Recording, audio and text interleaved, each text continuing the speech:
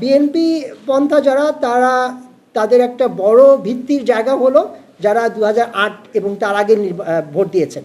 আর জামায়াত এবং এনসিপির বড় একটা ভরসার জায়গা হলো যারা প্রথম ভোটার।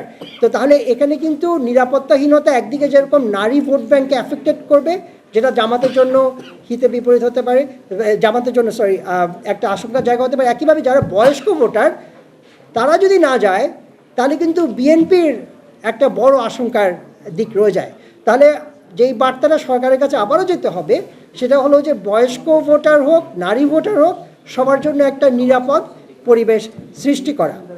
যারা কিনা একটা কোর ভোটার আছেন, যারা তাদের সনাতন সিদ্ধান্তটার দেওয়ার মতো সুযোগ তাদের নেই আমাদের বর্তমান প্রেক্ষাপটে, একইভাবে নতুন ভোটার যারা আছেন। তো সেইভাবে বিবেচনা করলে আমি খুবই খুশি হলাম শুনে যে একটা পজিটিভ নিউজ প্রথমে আসছে যে সবাই ভোট দিতে চান। একদিন আগে আমরা শুনছিলাম আমাদের পররাষ্ট্র উপদেষ্টা বলছিলেন যে অন্তত 55%-এর উপরে যাবে, 91-এর যেই অংশগ্রহণের হার সেটাকে বেসলাইন ধরা হচ্ছে। কিন্তু আমরা কিন্তু খালি এই মতামত জরিপ না, এর আগেও কয়েকটা মতামত জরিপ থেকে আমরা দেখতে পাচ্ছি যে ভোটারদের মধ্যে কিন্তু উদ্দীপনা আছে। তারা নির্বিশেষে তারা কোন দলের আগে সাপোর্ট করেছেন তা নির্বিশেষে তারা ভোট দিতে যাবেন। এটা খুবই আমার জন্য একটা পজিটিভ ফাইন্ডিং। কারণ কি, এর মধ্যে কিন্তু আমরা শুনেছি নির্বাচন হবে কি না সে ধরনেরও কিন্তু স্পেকুলেশন করা হয়েছে। তা সত্ত্বেও ওভারঅল মেজরিটি তারা বলছেন যে ভোট দিতে যাবেন। এটা হলো সবচেয়ে বড় টেক অ্যাওয়ে আমার জন্য। কিন্তু এর পাশাপাশি ভুললে চলবে না যে একটা অল্প শতাংশ আছে 8%, এই 8%টা কিন্তু আবার 18%ও হতে পারে। নির্বাচনের দিনে কি হবে তার উপরে নির্ভর করে। তো দ্বিতীয় যেটা আমার সহ আলোচক বলেছেন সেটা হলো যে মার্কার রাজনীতি থেকে সরে আসছে।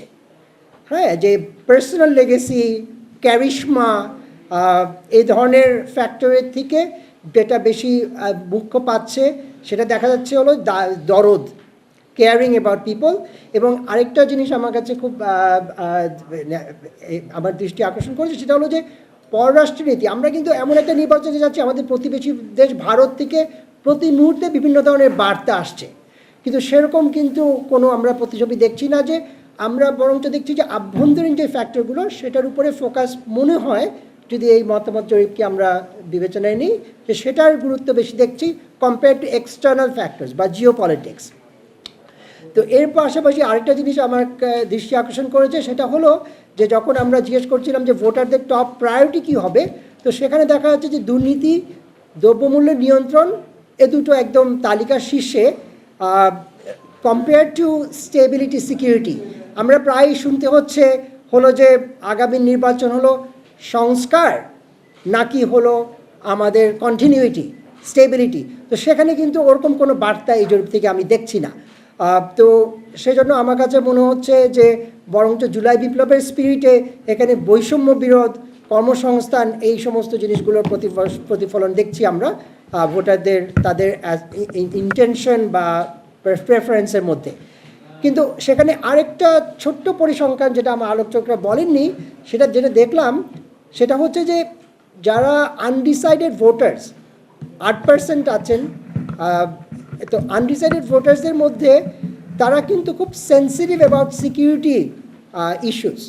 তাহলে নির্বাচনের দিনে যদি আমাদের নিরাপত্তাটা নিশ্চিত না করা যায়, তো সেখানে কিন্তু একটা বড় আশঙ্কার কারণ রয়ে যায়। কারণটা হলো যে এখানে আমাদের দুটো গ্রুপ আছে। একটা হলো যে যারা আনডিসাইডেড অ্যাবাউট ভোট দিব কিনা, আরেকটা হলো আনডিসাইডেড অ্যাবাউট কাকে ভোট দিব। তো এই দুটো ক্ষেত্রেই কিন্তু সিকিউরিটিটার একটা বড় ভূমিকা থেকে যাচ্ছে।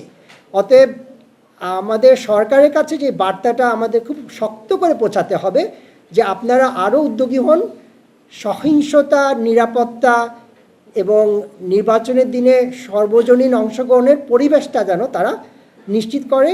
কারণটা কি, এটা কিন্তু সব দলকে অ্যাফেক্টেড করবে। ওনাদের উপাত্তে আরেকটা চলে এসছে, সেটা হলো যে বিএনপি পন্থা যারা তাদের একটা বড় ভিত্তির জায়গা হলো যারা 2008 এবং তার আগে ভোট দিয়েছেন।